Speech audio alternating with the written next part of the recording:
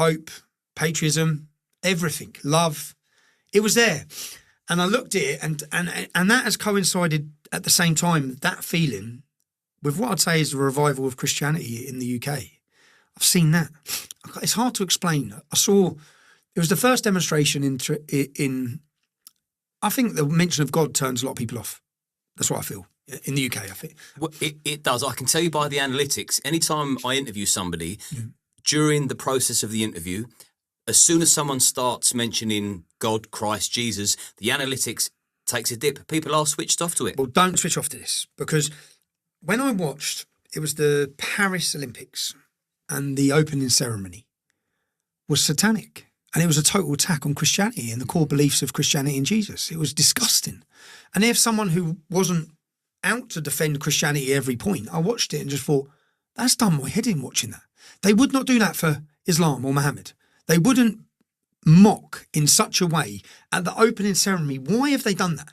So then we went to the first event, and I gave the microphone to Speaker's Corner Bob, because I knew he was a masculine Christian, and I wanted to counter what I'd seen. And I saw the public's reception to him. And then I saw someone holding a banner saying Christ is King, as everyone marched past. And I saw the crowds cheering. And I thought, wow. And then we had Trafalgar Square, and there must be 100,000 people chanting Christ is King. I'm thinking, something's happening here. Something big is happening here. And I think that if you look at when I look now, and I met a brilliant pastor in jail. He was fabulous. For too long, I've met Christian leaders in prison and just thought, no wonder your church is empty. Yeah, Too weak. Weak. Cowards.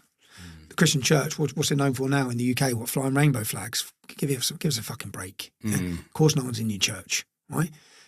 Christianity would not be here now if it wasn't weak and pathetic, as many of these leaders have made it. Yeah, I believe that the church has been infiltrated.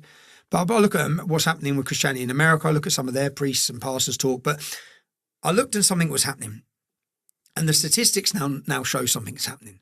And I think it's happening because, and I went through the Bible, I had Bible studies. That's the one thing I had on a Monday. I had 45 minutes with the pastor, personally. He was an Asian pastor, lovely man, great man. And I had individual meetings with him. And as I went through the Bible, which I've never done, I've gone through the Quran before I've wrote my own Quran before I've gone through the Bible. And as I went through it, I realised everything is from the Bible. Every saying, everything. Every part of what our country has been built has come from the Bible. So to people who don't even believe in the story of Jesus or have that belief, it's that's built the culture of Great Britain. That is the reason this country has become such a beautiful nation. And when did this country start to fall? When did it decay? When it lost its faith and identity. And I believe the church are partly responsible for that. So I don't think people leaving church. I think the church is partly responsible for that. They've been a joke. But I think that something huge has been happening at our events and as a witness. And I wanted to try and tell that story. And for me, it was all